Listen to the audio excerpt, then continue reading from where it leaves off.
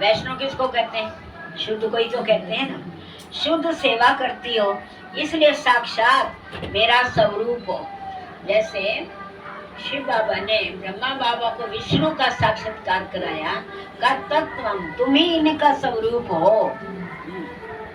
जो बच्चे अपने पिता के फुट स्टेप नहीं लेते, कदम पर कदम नहीं रखते, उनसे मैं बिल्कुल दूर हो जाता हूँ। शिव बाबा ने इतना शिक्षा दी है, बच्चे मीठे बच्चे बनो, मीठा बोलो। मैं कड़वा बोल रही हूँ तो बाबा क्या कहेगा मुझे?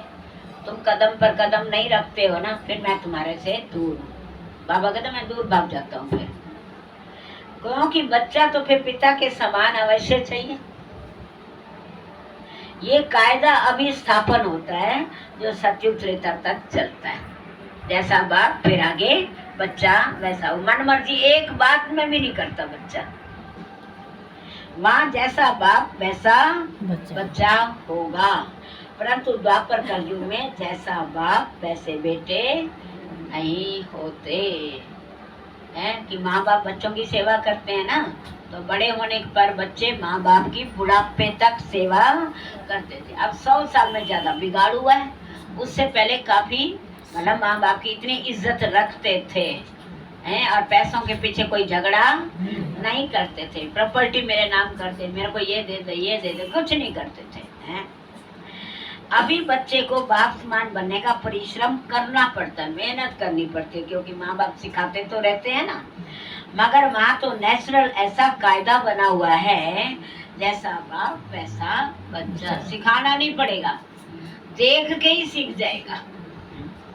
जो अनादि कायदा इस संगम युग पर ईश्वर पिता प्रत्यक्ष होकर स्थापन करता है।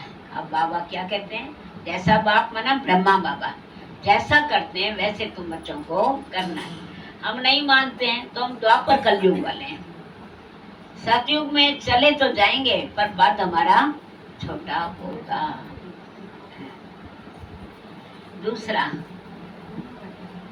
मधुर माली की, ब्रह्मा बाबा माली है, शिव बाबा बागवान है। मधुर माली की मधुर मीठी दिव्य पुरुषार्थी बेटी, ब्रह्मा की बच्ची बेटी, अब तुझे बहुत रमणीक स्वीटनेस बनना है, माना बहुत मीठा बनना है और बनाना है। मम्मा तो शुरू से मीठी थी, कभी कड़वा बोल के ही नहीं देखा मम्मा ने। अभी वर्ल्ड सर्वेंटी की चाबी है जो सतयुगी राज अधिकार है, और सेकंड में प्राप्त करना और कराना तुम्हारे हाथ में ही है। देखो ऑलमाइटी जो हर एक जीव प्राणी का मालिक है, वो जब प्रैक्टिकल में इस कर्म क्षेत्र पर आया है तब सारी सृष्टि क्या बन जाती है? हैप्पी हाउस, खुशहाल घर बन जाता है ना, कि चारों तरफ खुशियां ही खुशियां होंगी।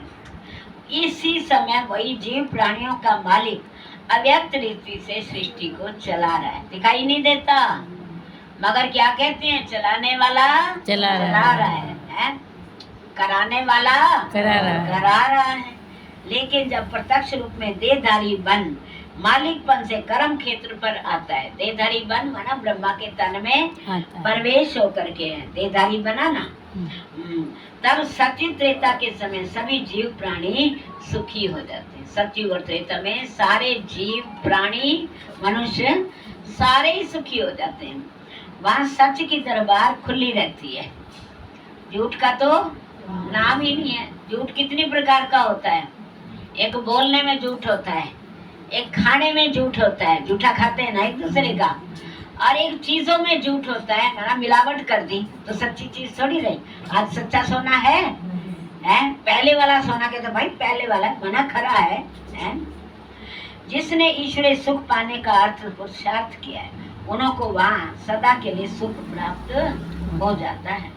इस समय सभी जीव प्राणियों को सुख का दान नहीं मिलता है।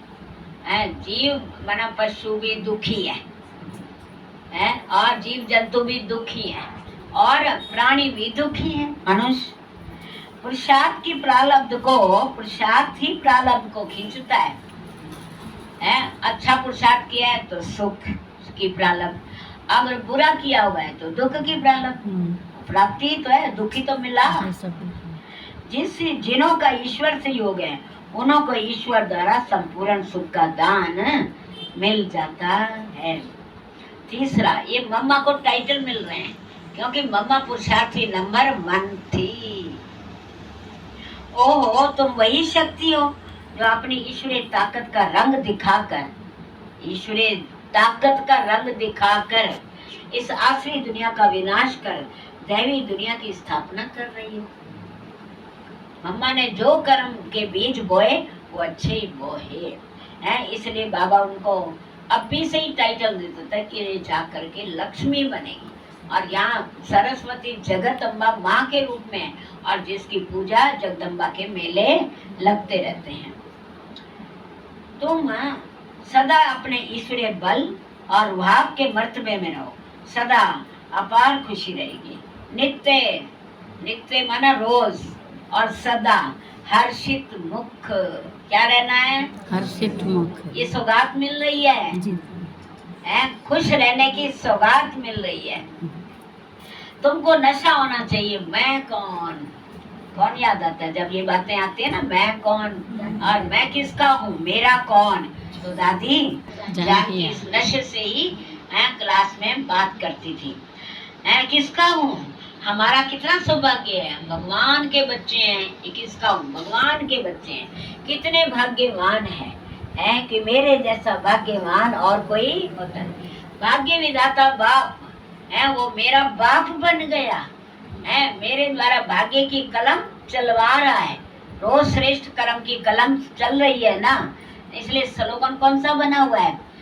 श्रेष्ठ कर्म की कलम से भाग्य की रेखा खींचो।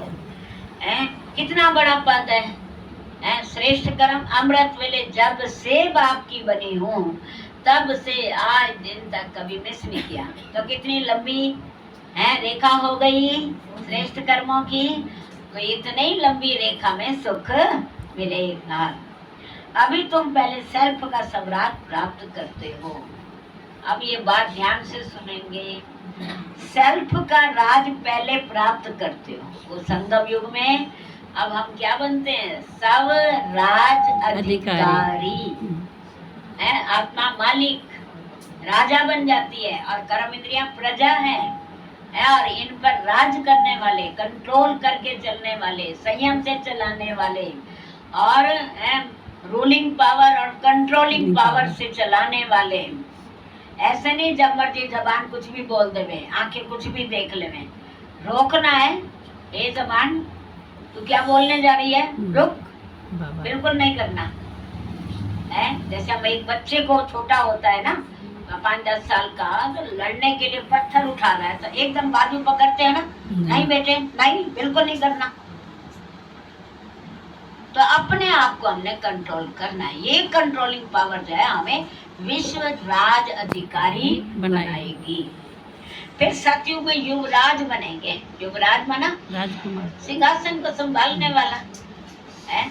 जैसे वो दुर्योधन को युवराज कह देते क्योंकि उसका बाप था ना, तो काम तो वो करता था है। उसका बाप तो सूरदास के रूप में था, वो का युवराज बोलते थे से ज्यादा बने। तो कितना नशा चाहिए है। इस अपने भाग्य को देख खुशी में रहो, अपने लक को देखो। मेरे जैसा लक्की कोई नहीं है, मेरे जैसा भाग्यवान। मेरे भाग्य की रेखाएं बहुत लंबी हैं और बहुत सारी हैं। अपने लक को देखो, वो उससे कितनी लॉटरी मिलती है। ओहो कितना श्रेष्ठ तेरा लक, अपने आप को कहते हे आत्मा तेरा कितना श्रेष्ठ लक है। इस लक से वैकुंठ की लॉटरी मिल जाती है। समझा? लकीएस्ट देवी फूल बच्ची किसको कह रहे हैं बाबा? मम्मा को।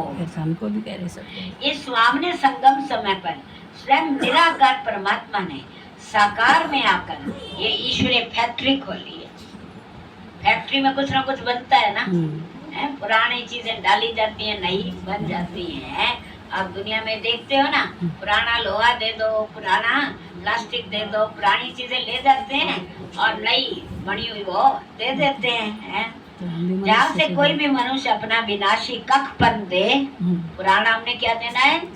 विनाशी कखपन, अविनाशी ज्ञान रतन ले सकते हैं। बाबा कहते हैं ना, पुराना तन, पुराना मन, पुराना धन है, पुराने संबंध, पुराने संस्कार है, पुराने विकार है, तो ये सब बाबा कहते हैं दो और ज्ञान रतन लो। ये अविनाशी ज्ञान रत्नों की खरीदारी अति सूक्ष्म है। देने में कुछ नहीं दिखाई दे रहा, लेने में भी, और भगवान से लेने में भी कुछ नहीं दिखाई दे रहा, और मिलेगा बहुत बड़ा भाग्य है, निरोगी काया, अगला जन्म है, संबंध कितने अच्छे होंगे हैं, सुख की दुनिया होगी, प्रकृति कितनी अच्छी होगी, धन अपार होगा, सोने चांदी के महल होंगे हैं, और कितनी प्रजा होगी, कितने दास दासियां होंगे। तो बाबा कहते हैं वहां आगे बहुत दिखाई देगा, यहाँ नहीं दिखाई देगा, यहाँ गुप्त है सारा कुछ। जिसको बुद्धि से खरीद करना है, बाबा ने आज ये जो कहा है ना, आज से मैं इसको जरूर करूंगी। सूक्ष्म में ले ली ना आपने, है बुद्धि में है, खजाना ले लिया ना।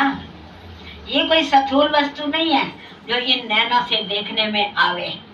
हाँ अभी 10,000, 20,000, 1 लाख, 2 लाख है, मगर अति महीन गुप्त छिपी हुई होने कारण इसको कोई लूट भी नहीं सकता।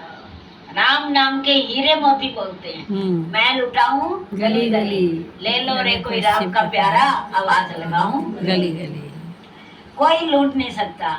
ऐसा सर्वोत्तम ज्ञान खजाना प्राप्त करने से अति अवस्था कौन सी बच जाएगी? अति निसंकल्प सुखदायक अवस्था रहती है।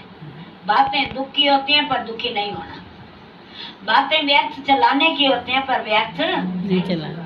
इसी का नाम ज्ञान है, इसी का नाम कंट्रोलिंग पावर है, इसी का नाम संगम युग की प्राप्ति है, इसी का नाम भविष्य उज्जवल करना है। जब तक कोई ने यह अविनाशी ज्ञान रत्न खरीद नहीं किया, आपने खरीदा है तो भगवान के बन गए हो, हैं? निश्चिंत बेफिक्र निसंकल्प रह नहीं सकते। रखो अभी इसलिए अविनाशी ज्ञान रत्नों की कमाई कर अपने बुद्धि रूपी सूक्ष्म तिजोरी में धारण कर नित्य निश्चिंत रहना है। विनाशी धन में तो दुख समाया हुआ है, विनाशी धन में दुख समाया हुआ है, और अविनाशी ज्ञान धन में सुख समाया हुआ है। ये कोई लूट सकता है, और वो तो चोरी का डर है, छापे का डर है। फिर वो धन ज्यादा होता है, कईयों के बच्चे बिगड़ भी जाते हैं, धन ज्यादा होता है ना, है तो बिगाड़ भी उसी से होता है। जैसे सूर्य सागर के जल को खींचता है, बादल बनते हैं, फिर बारिश आती है,